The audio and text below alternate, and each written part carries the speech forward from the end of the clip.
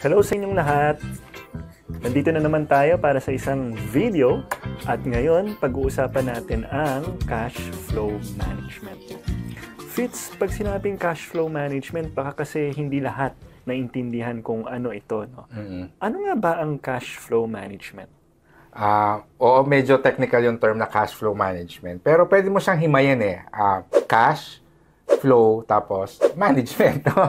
So pag sinabing cash, yung pera natin. Ngayon, pag flow, it's either yung papasok sa atin at saka yung palabas. So, pag sinabing management, paano mo siya i-optimize? Paano mo siya aayusin? In short, parang paano mo ibabudget yung pera mo? Yung pagpasok, paano mo siya, how do you make sure na maayos yung pagpasok sa'yo ng pera?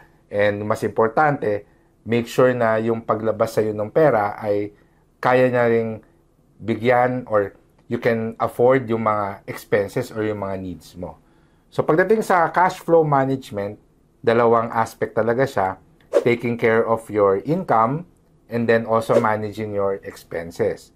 Of course, pagdating sa income, kailangan meron tayong multiple sources of income. For example, hindi tayo pwedeng nakadepende lang sa isang source of income. For example, yung trabaho natin. While our salary can be our main source of income, hindi rin maganda na doon lang tayo kumukuha ng pera. Dahil what if magkaroon ng problema?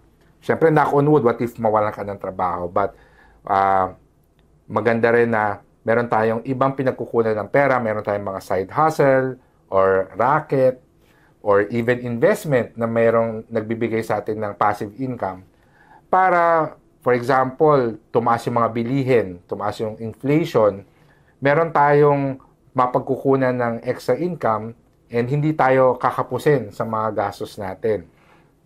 So, yan yung importance nung pag-manage ng income. Basically, it's trying to find extra sources of income, building multiple sources of income. And I think ang mas importante yung paglabas ng pera, no? Yung pagbabudget. Ano bang masasabi mo, Marion? Oo, I mean, sa karamihan, no, ang problema nila ay hindi yung pagpasok, kundi hindi nila namomonitor yung paglabas naman ng pera. At dito nga, pagdating sa cash flow management, yung paglabas ng pera o expenses na tinatawag. At ang dalawang punto natin dyan is to, number one, determine your expense. What type of expense is that? And number two is to track your expenses. So, doon muna tayo sa una, determine your expense or what kind of expense is it? So, kunwari, dalawa yan meron tayong needs and wants na lagi nating kino-consider, no, kapag pumunta tayo ng mall o ng grocery o online, di ba? Needs and wants. So, doon muna tayo sa needs. Needs ay ang ating mga essential things o services na kailangan. Ito yung pagkain, bigas, karne, gulay, kuryente, tubig, utilities.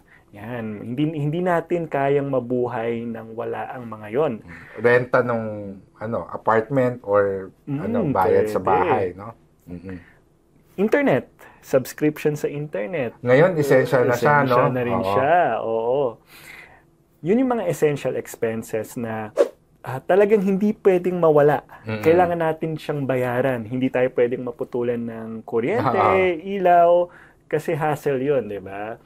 And pangalawa is yung wants natin. Wants yung mga non-essential goods o services na ating binibili, di ba? Ano ba yung mga non-essential? Yan yung magpapaspa, di ba? Yung magpapa-subscription ng Netflix. Mga streaming services. Ganyan. Although sa iba, pang-aliw ito, source of entertainment, pero pwede naman siyang i-let go kung sakaling nagigipit, di ba? Or maghanap sila ng mga libreng ways, no? I think pagdating sa non-essential, entertainment is part of that, no? But it doesn't mean na mag-work ka lang everyday, no? Maganda na meron tayong stress reliever. Ang sinasabi mo lang is hindi kailangan yung mga expensive na mga ways to entertain ourselves or to relieve our stress. Kasi meron naman mga libre, katulad ng pag-exercise. Actually, di ba? Stress reliever pag-exercise. And hindi siya magastos. Kunwari, tatakbo ka lang sa around your subdivision or your village. That will be a great stress reliever. No? Tama. At pagdating sa expenses din, yung pangalawang punto na gusto nating i-emphasize is to track your expenses. So whether it is a need or a want, kailangan naka-budget tayo o sumusunod tayo dun sa budget.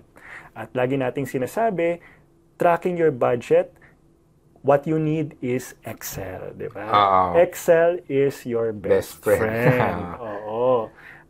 Wag po tayong manghinayang na umupo sa harap ng laptop o computer at ilagay doon as many as possible yung mga expenses natin kasi importante talaga na matrack ito at masunod yung monthly budget ninyo para magkaroon tayo ng savings.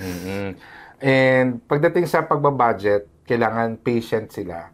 Kasi ako, ang experience ko nung nagsisimula ako mag-budget, ang tagal alam mo yun, ubos ang oras. Pero the more that I do it, mas bumibilis. Dati, 3 oras ako nagbabudget.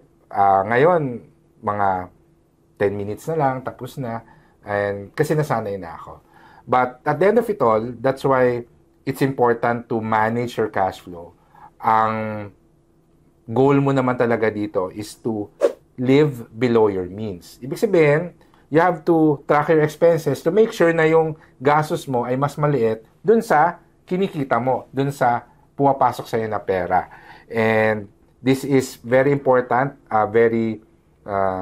you need to have a foundation in building your wealth, which starts with living below your means. And pagdating sa income and expenses, kung may matitira sa'yo, that will now be the start of your savings. Oo. At to be financially literate, kailangan number 1 is to use your savings to build yung emergency fund. Lagi natin yan sinasabi. Fitz, no? Yung emergency fund. Ano ba yung emergency fund? We recommend that the emergency fund is worth around 6 months of your expenses. Ito ang magagamit natin kung sakali man na, kunwari sa bahay, may biglang nasira, o kaya nitong pandemic, diba, yung may mga natigil sa work, pansamantala, diba? Saan ka kukuha ngayon ng pera, panggastos, kung tumigil o nawalan ka ng work? Dito papasok yung emergency fund. So, kunwari, ang ginagastos mo sa isang buwan ay 30,000. So, times 6, dapat may 180,000 sila na emergency fund as savings. And yung iba kasi manghihinayang na, ay, 180,000, sayang, no? Ang sarap sana mag-shopping.